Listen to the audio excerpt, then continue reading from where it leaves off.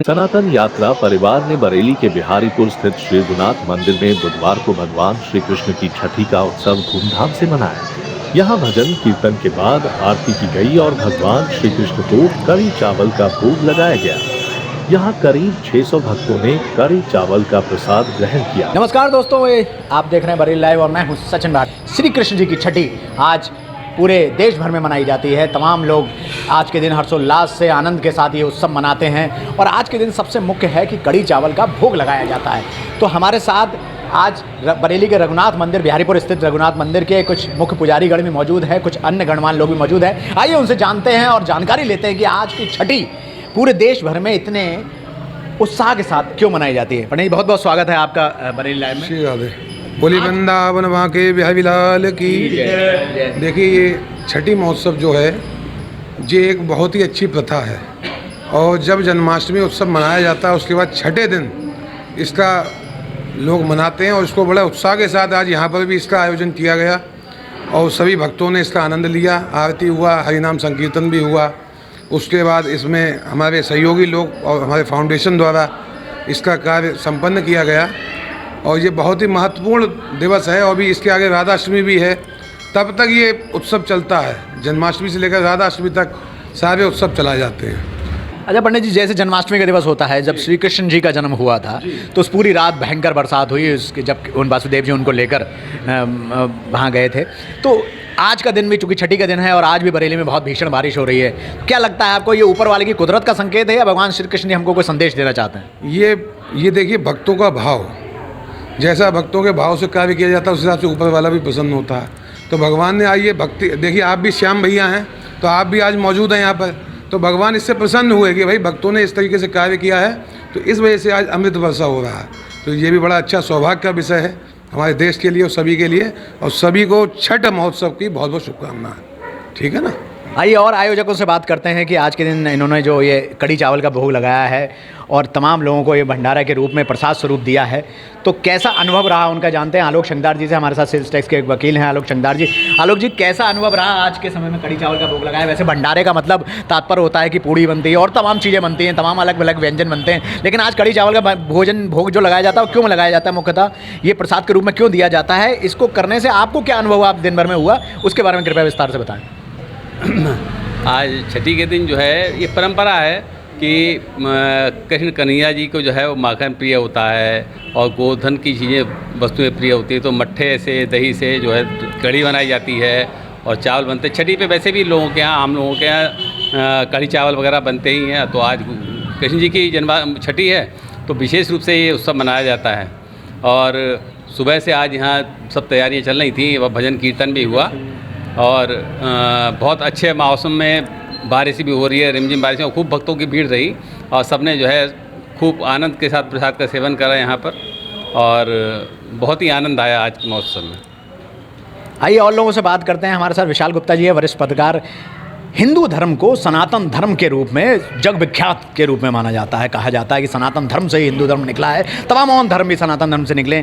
विशाल गुप्ता जी ने एक बरेली में एक नई मुहिम चलाई है सनातन यात्रा को लेकर। विशाल जी, सनातन क्या है और सनातन यात्रा क्या है, ये कैसे कनेक्ट होती है हिंदुज़्म से, कितनी अलग है, कितनी प्रभावी है और इसको लेकर आप भविष्य में क्या कार्य कर रहे हैं? आपने बहुत सारे सवाल एक साथ पूछे सचिन जी। सनातन एक प्रवाह है, अविरल प्रवाह है, संस्कृति का जो अविरल प्रवाह है, जो आदि जब से सृष्टि बनी और तब से जो प्रवाह चला आ रहा है संस्कृति का, वो सनातन संस्कृति है। उसे आज हम हिंदू धर्म के रूप में जानते हैं। तो ये सनातन संस्कृति की जो परंपराएं हैं, आदिकाल से हमारे ऋषियों ने, मनीषियों ने जो शोध किए, जो खोज की, वो सनातन की जो परंपराएं उन्होंने स्थापित की वो बहुत वैज्ञानिक है। कालांतर में जैसे हम लोग मुग़ल शासन रहा भारत में, फिर अंग्रेज़ों का शासन रहा, तो हम अपनी परंपराएं कहीं ना कहीं विधर्मी शासनों से भूलते गए।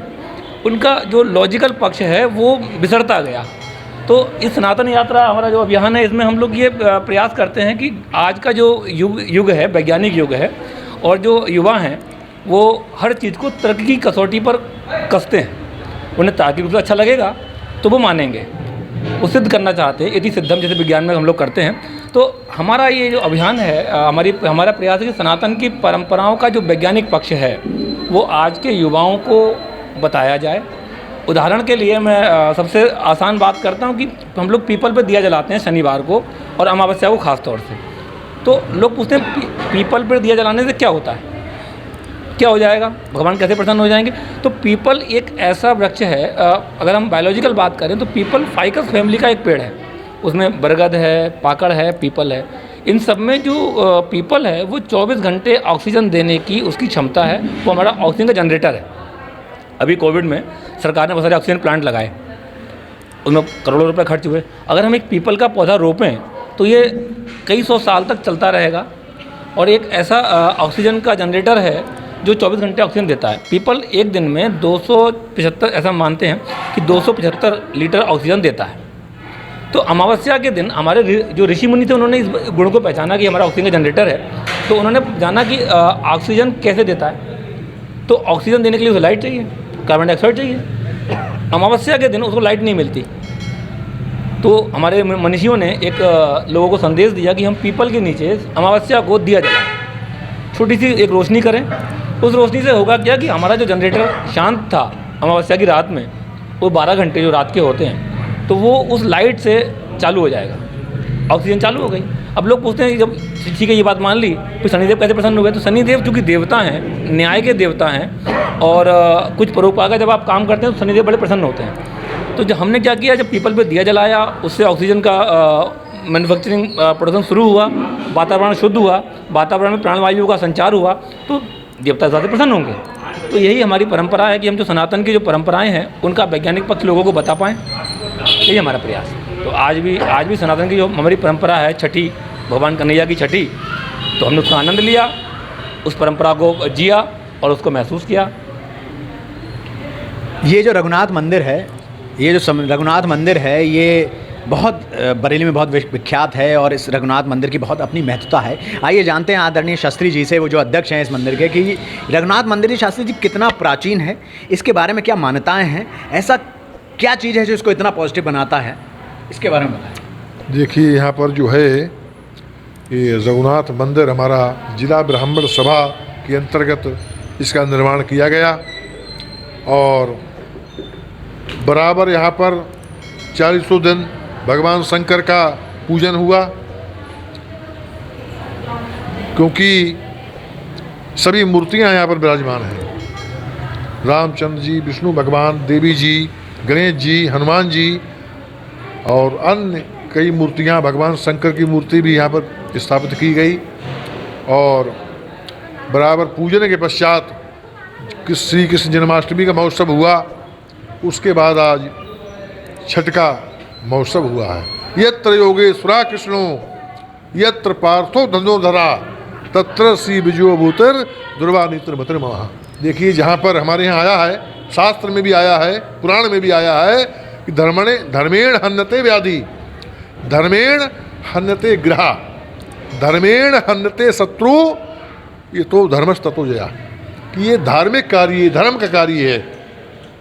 और जो भी हम धर्म का कार्य करेंगे उससे हमारी व्याधियों का नाश होगा। किसी प्रकार की व्याधि है वो धार्मिक कार्यों से उसका अंत हो जाता है व्याधियों का।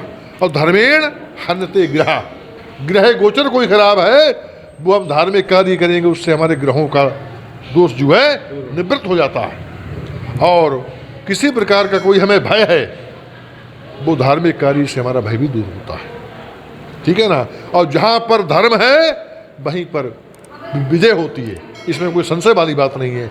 ऐसा हमारा ये धार्मिक रघुनाथ मंदिर सदैव ही परंपराओं का प्रतीक रहा है और यहाँ पर सदैव धार्मिक कार्य होते चले आ रहे हैं और आज भी उस परंपरा का हम निर्वहन कर रहे हैं। भक्त इसमें पूरा सहयोग कर रहे हैं। भक्तों के द्वारा यहाँ पर आज भी छठ का कार्यक्रम हुआ, ना कि हमारे द्वारा, हम तो सम्मिलित रहे हैं, भक्तों ने किया है यहाँ पर और सफल रहा। ये सब प्रभु के, भगवान कृष्ण के आशीर्वाद से सबने प्रसाद ग्रहण किया।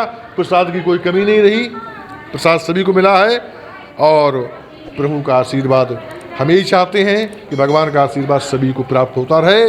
इसी प्रकार से धार्मिक कार्य एकत्र होते रहे जिससे कि आने वाला समय हमारा सुखद हो, किसी प्रकार की कोई कमी ना रहे। काले वर्षु पर्जन्या पृथ्वी 6 सालनी देशो एवं शोभरंतो समय पर वर्षा हो। जब समय पर वर्षा जब भी होगी जब हम धार्मिक कार्य करेंगे। आज देख लीजिए आप, जन्माष्टमी के समय भी वर्षा हुई और आज छठ के कार्यक्रम के पश्चात वर्षा हुई, क्योंकि धार्मिक कार्यक्रम भगवान स्वयं देख रहे हैं। इंद्र देवता भी प्रसन्न है इससे कि आज धार्मिक कार्यक्रम हुआ। भगवान शंकर भी प्रसन्न हैं कि भगवान शंकर भी इनके दर्शन के लिए भेष बना करके गए, अपना भेष बना करके भगवान कृष्ण के दर्शन को गए। उन्होंने सारी व्यवस्थाएं बनाई और उनका आशीर्वाद हम सबके लिए प्राप्त हो। हम यही चाहते हैं सभी भक्त सुखमय रहें, आगे भी इस तरह के कार्यक्रम सदैव होते रहें। ठीक है, धन्यवाद। धन्यवाद शास्त्री जी के कहे मुताबिक आज इंद्र देवता बेहद प्रसन्न हैं और रघुनाथ जी के मंदिर में आज भगवान श्री कृष्ण की छठी मनाई गई है। त्रेता युग में जिन्होंने भगवान श्री राम के रूप में जन्म लिया, उन्हीं ने ही द्वापर युग में भगवान श्री कृष्ण के रूप में जन्म लिया। राम हो या कृष्ण हो, दोनों एक ही बात हैं। और चूंकि आज का दिन सबसे ज़्यादा प्रभावी है, सबसे ज़्यादा अच्छा और खुशनुमा है, और भगवान श्री कृष्ण के बारे में चलते चलते मैं आपसे बस इतना ही कहूँगा कि बंसी सब सुर त्यागे है, एक ही धुन में बाजे है, हाल न पूछो मोहन का, सब कुछ राधे राधे है। तो राधे राधे। जय